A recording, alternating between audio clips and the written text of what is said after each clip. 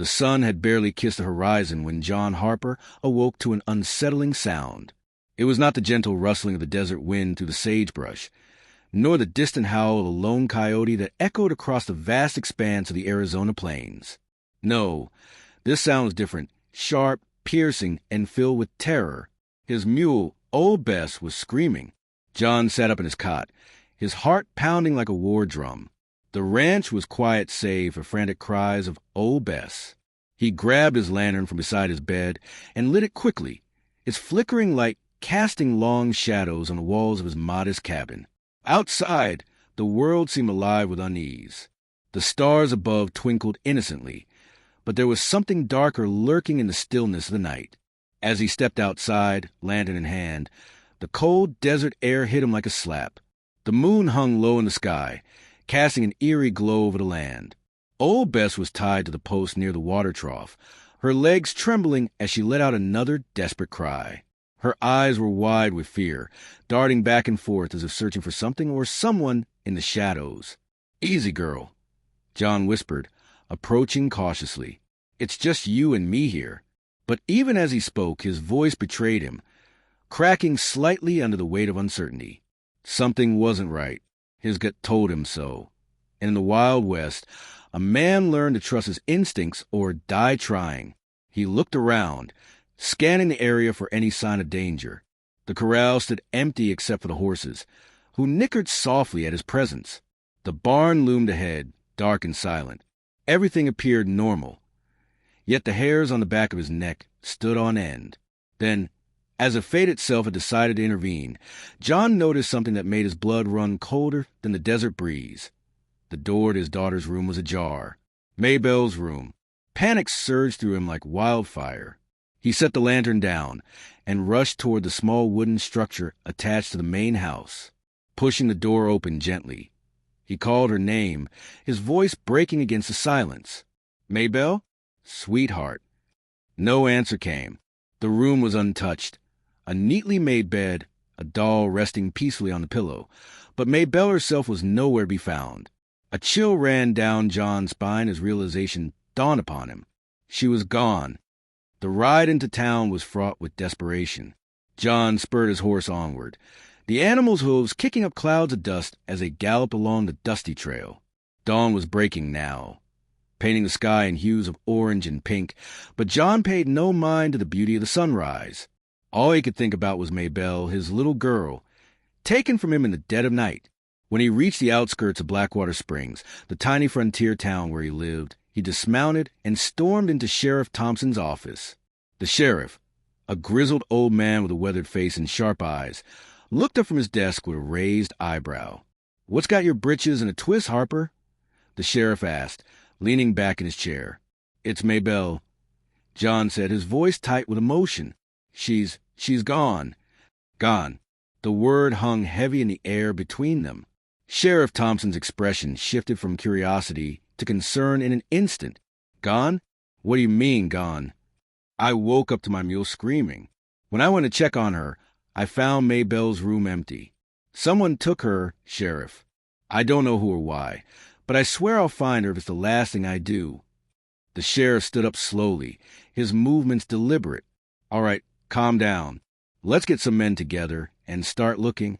We'll send word to neighboring towns, too. If anyone's seen anything suspicious, we'll find out." But as much as John wanted to believe the sheriff's words, doubt gnawed at him. Blackwater Springs was a remote place, surrounded by miles of unforgiving wilderness. Whoever had taken Maybelle knew what they were doing, and they weren't likely to leave behind many clues. The search party assembled quickly. 5 men joined John and Sheriff Thompson, each armed with rifles and determination etched into their faces. They rode out just as the sun crested the mountains, casting golden light over the barren landscape. The trail led them away from the safety of the town and deep into the heart of the desert, where cacti stretched toward the heavens and rattlesnakes slithered unseen beneath rocks. "Keep your eyes peeled," Sheriff Thompson warned as they rode. "We're dealing with someone smart. Could be bandits, could be worse." Worse. The word sent shivers down John's spine. In the Wild West, worse often meant Indians, or worse yet, those who claimed to have once been human, but had since descended into madness and depravity. Hours passed, and the group pressed on tirelessly. The heat began to rise, oppressive and unrelenting, forcing them to stop periodically for water.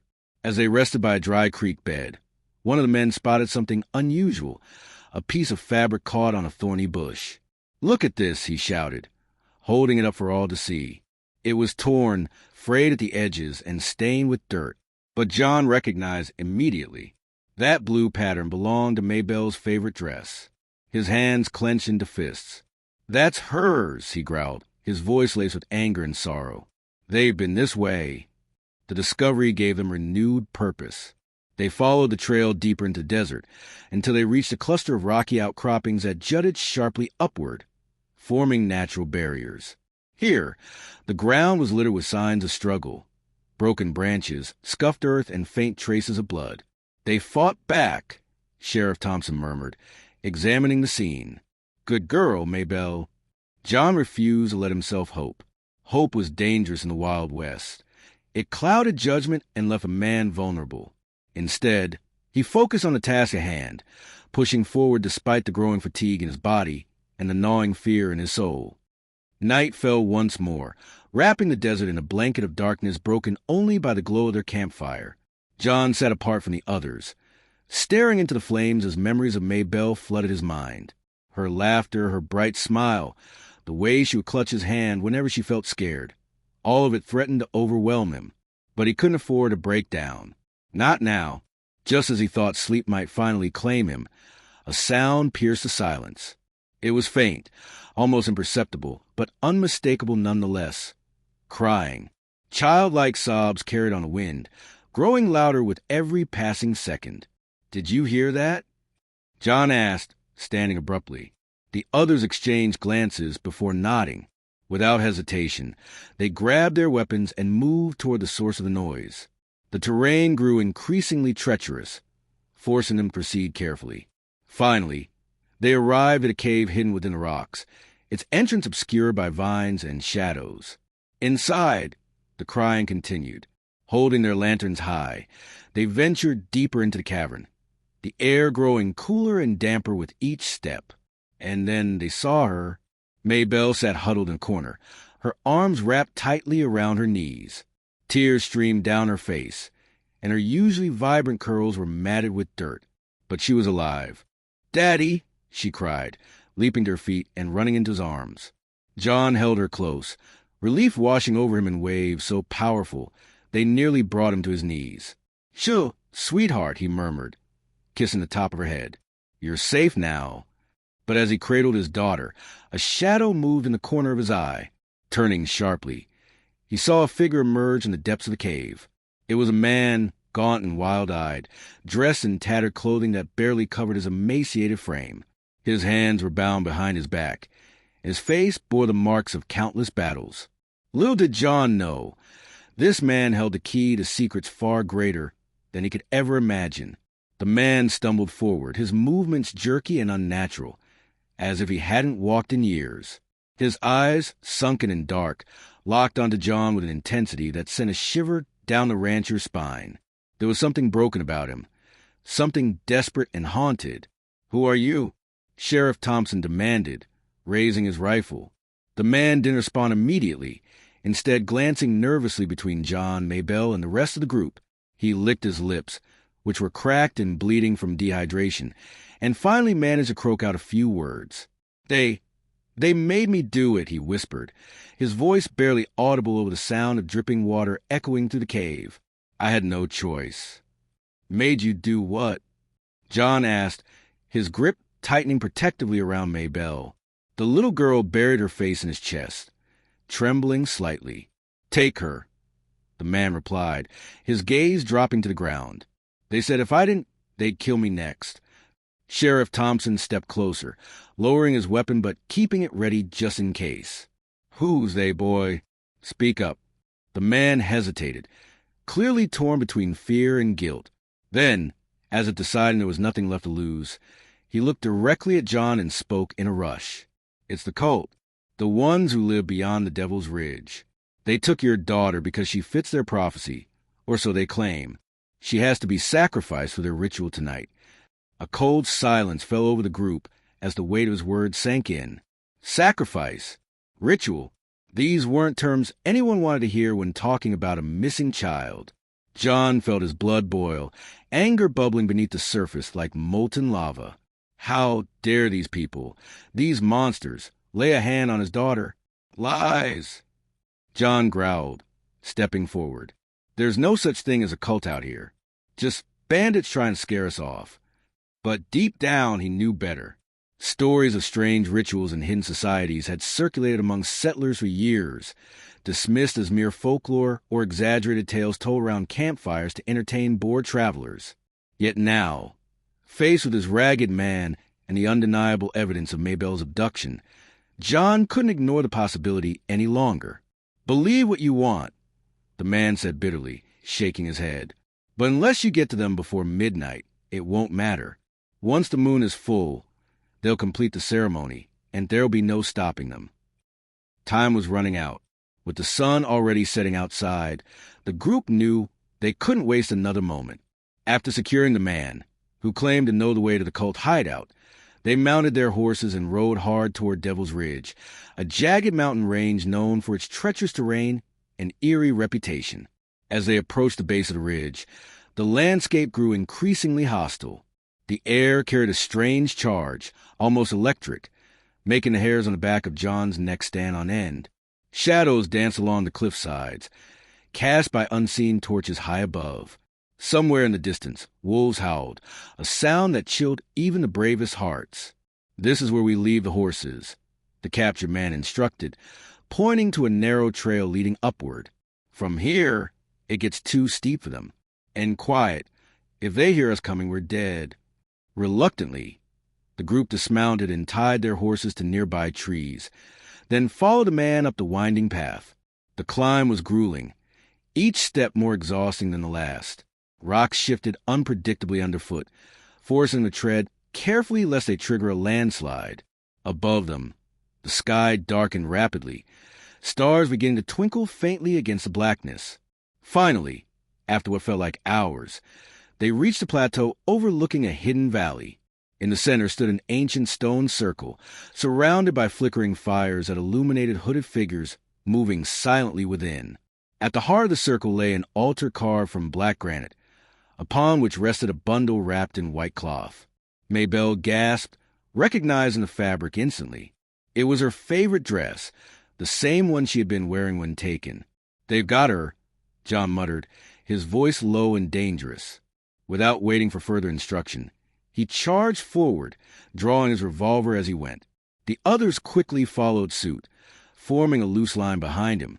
The cultists noticed their approach almost immediately. Hooded heads turned in unison, revealing faces painted with symbols in red ochre. One figure stepped forward, taller and broader than the rest, his presence commanding despite the chaotic scene unfolding around him. "You dare interrupt the sacred rites?" the leader demanded, his voice booming across the valley. "Do you not understand the importance of what we do here tonight?"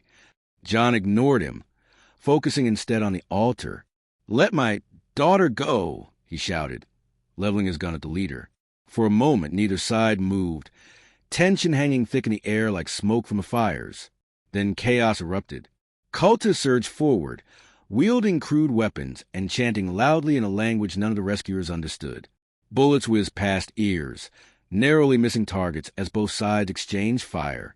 John fought fiercely, his mind consumed solely with reaching Maybelle before it was too late. Each step brought him closer to the altar, but also deeper into danger.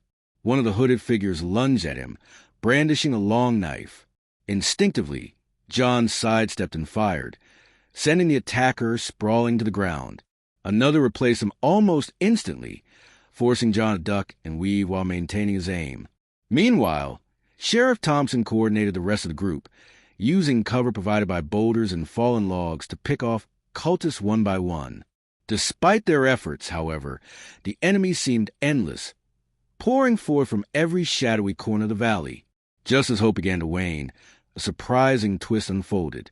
The man who had led them to the cult suddenly broke free from his restraints and joined the fight, swinging a heavy branch with surprising strength.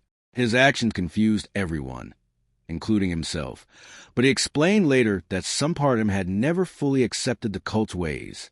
Together, the unlikely alliance pushed through the remaining defenders until only the leader remained standing. He sneered at John, lifting a ceremonial dagger high above his head. "It's already done," he spat, gesturing toward the altar. "Your precious child belongs to us now." With a roar of fury, John fired, hitting the leader squarely in the chest. As the man collapsed, the remaining cultists fled into the night, abandoning their plans and leaving the valley eerily silent once more. Breathing heavily, John rushed to the altar and unwrapped the bundle. To his immense relief, Maybelle lay inside, unconscious but alive. Tears streamed down his face as he gathered her into his arms, whispering apologies and promises of protection. The journey home was arduous, but filled with renewed purpose. Along the way, John learned more about the cult and their twisted beliefs, vowing to ensure such atrocities would never happen again. But most importantly, he held on to Maybelle tightly, grateful beyond words for her safe return. And though life in the Wild West remained unpredictable and often brutal, John Harper found solace in knowing that love and family could conquer even the darkest forces lurking in the shadows. As the sun began to rise over the horizon, casting a golden glow across the desert landscape, John Harper and his companions made their way back to Blackwater Springs. The journey was long and arduous, but the weight of fear that had once pressed heavily on John's shoulders had lifted. In his arms, Maybelle stirred slightly, her small hand gripping the fabric of his shirt as if ensuring he wouldn't disappear again. She was safe now, and that was all that mattered. The group moved quietly, their horses plodding along the dusty trail with weary steps. Each member of the party carried the scars of the night's battle, some physical, others unseen, but they were united in their resolve to bring this nightmare to an end. Sheriff Thompson rode ahead, scanning the terrain for any signs of pursuit, while the man who had betrayed the cult lagged behind, his head bowed low. He seemed lost in thought, perhaps reflecting on the choices that had led him to this moment. John glanced at the man occasionally, curiosity mingling with distrust. There was something about him, something buried beneath the grime and despair, that hinted at a deeper story. But now wasn't the time for questions. Now was the time for rest, for healing, and for rebuilding what had been shattered. By midday, they reached the outskirts of town. Blackwater Springs appeared unchanged from when they had left it, its wooden buildings standing steadfast against the relentless desert wind. Yet to John, everything felt different. The creak of the saloon doors, the clatter of horseshoes on the dirt road, the laughter of children playing near the general store, all of it seemed tinged with newfound significance. Life went on, even in the face of darkness. They dismounted outside the sheriff's office, where a small crowd had gathered upon hearing of their return. Whispers rippled through the townsfolk as they caught sight of Maybelle, still cradled in John's arms. Relief spread across faces that had worn masks of worry only hours before. Neighbors approached cautiously, offering words of comfort and gratitude, though John barely registered them. His focus remained fixed on the little girl in his embrace. Inside the office, Sheriff Thompson tended to the man who had guided them to the cult's hideout. "You'll need to tell us everything," the sheriff said firmly, his voice leaving no room for argument. "Every detail. Who these people are, why they targeted Maybelle, and how we can stop them from hurting anyone else." The man nodded solemnly, his gaze dropping to the floor. "I'll talk," he promised, his voice hoarse. "But you should know, this isn't just some random group of fanatics. They've been around for years, decades, maybe longer, and they're not alone out there. There are others like them, scattered across the frontier, hidden in plain sight." His revelation sent a ripple of unease through the room. If what he said was true, then the danger hadn't ended with the destruction of the cult's valley stronghold. It was merely the tip of a much larger iceberg, one that threatened the very foundation of life in the Wild West. That evening, after ensuring Maybelle was settled comfortably in her bed, John found himself unable to sleep. The events of the past few days replayed endlessly in his mind, each scene more vivid than the last. He sat by the fire in his cabin, staring into flames as they danced and crackled, consuming the wood piece by piece. Outside, the stars twinkled brightly in the vast expanse of the night sky, their light reaching Earth despite the unimaginable distances separating them. It was a reminder of resilience, a testament to survival against all odds. He thought about the man who had helped them. What drove someone to join such a group? Was it desperation or belief, or something darker still? And what would become of him now? Would he be locked away, punished for his crimes, or given a chance to redeem himself? These were questions John couldn't answer, but they lingered nonetheless, gnawing at the edges of his thoughts. Then there was the matter of the prophecy. The reason Maybelle had been taken in the first place. Though the cultist plans had been thwarted, the idea that she fit some ancient prediction troubled him deeply. Was it mere coincidence, or was there truth to their claims? If the latter, what did it mean for her future, and for his own? Days turned into weeks, and life in Blackwater Springs slowly returned to normal. Maybelle adjusted quickly, her resilience proving stronger than anyone could have anticipated. She laughed again, played with the other children, and even resumed her habit of asking endless questions. Yet John noticed subtle changes in her demeanor. Moments of quiet reflection, glances toward the horizon as if searching for answers in the distance. He wondered if she remembered anything from her time with the cult, or if the trauma had been too great for her young mind to process. Sheriff Thompson continued investigating the cult, piecing together fragments of information gleaned from the captured man and other sources. Word spread throughout the region, prompting neighboring towns to share similar stories of disappearances and strange occurrences. A network of hidden threats began to emerge, one that stretched far beyond the borders of Devil's Ridge. One evening, as John sat on the porch of his cabin watching the sunset paint the sky in hues of orange and pink, Sheriff Thompson joined him. The older man pulled out a pipe and lit it slowly, puffing gently as he considered his words.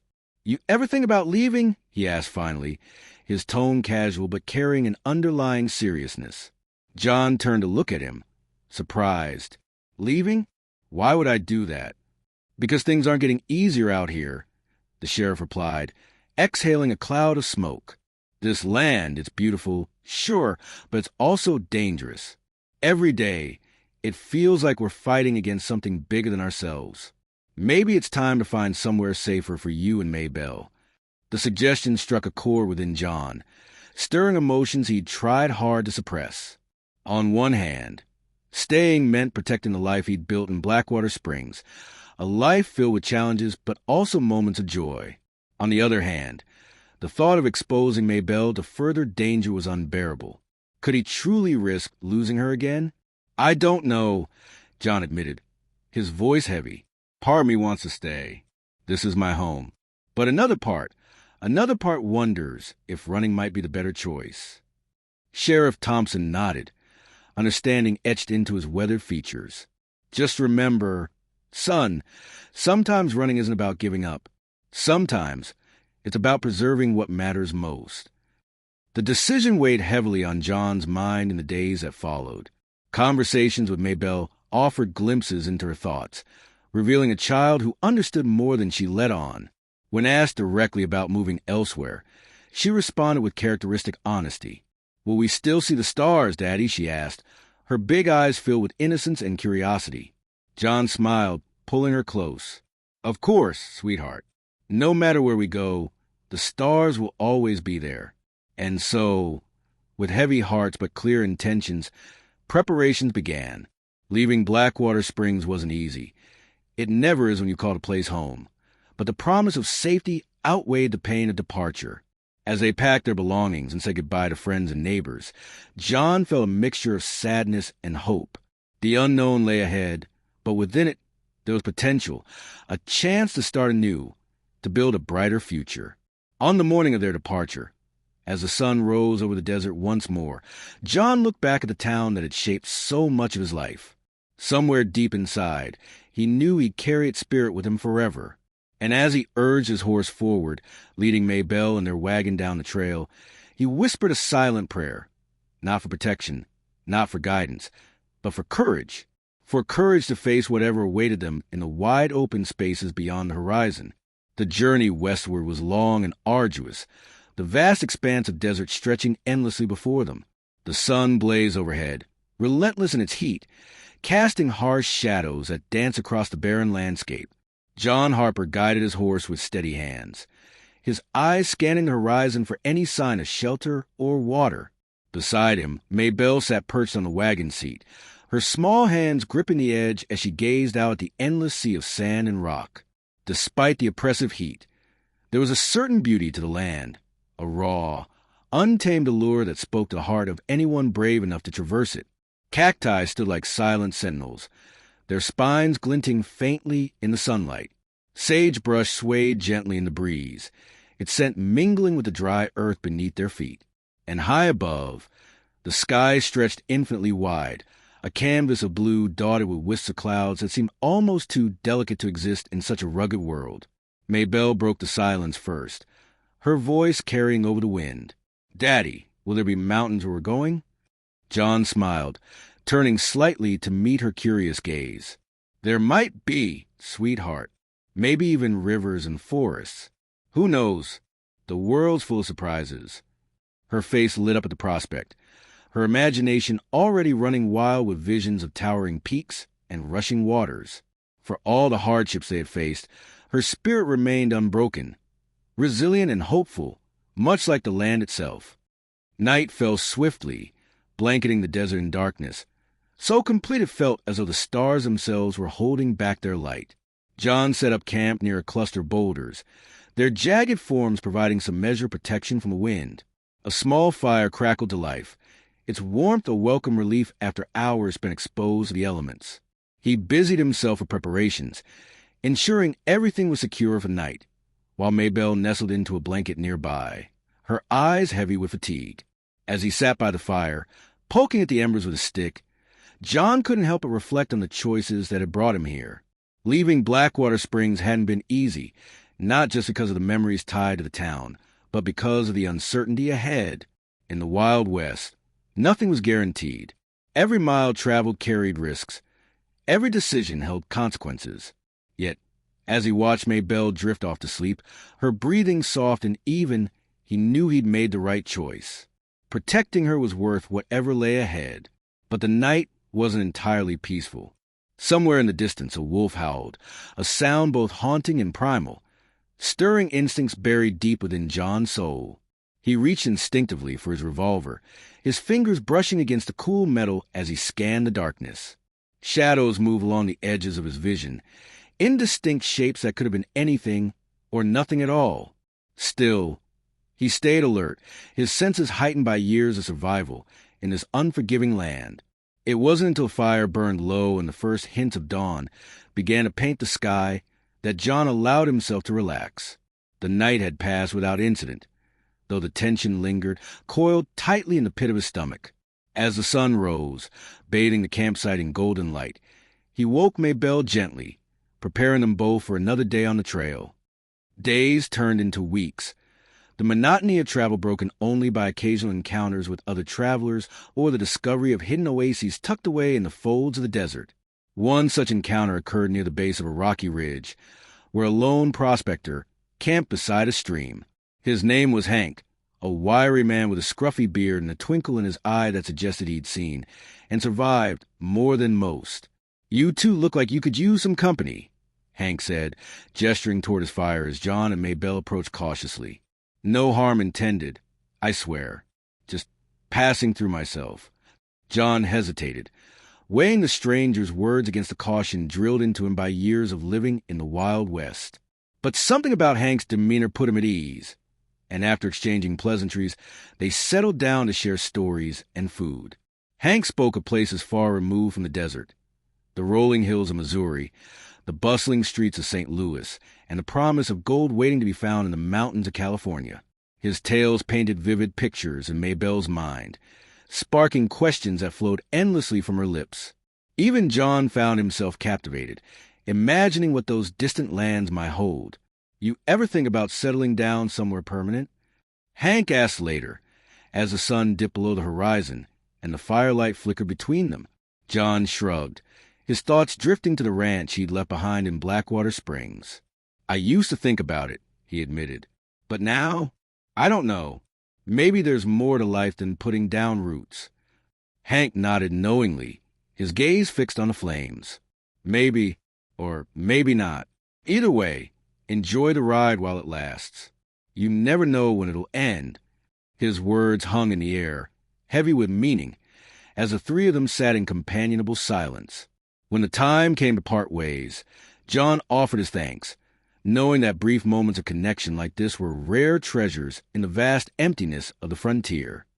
Their path eventually led them to a narrow canyon, its walls rising steeply on either side like the jaws of some great beast.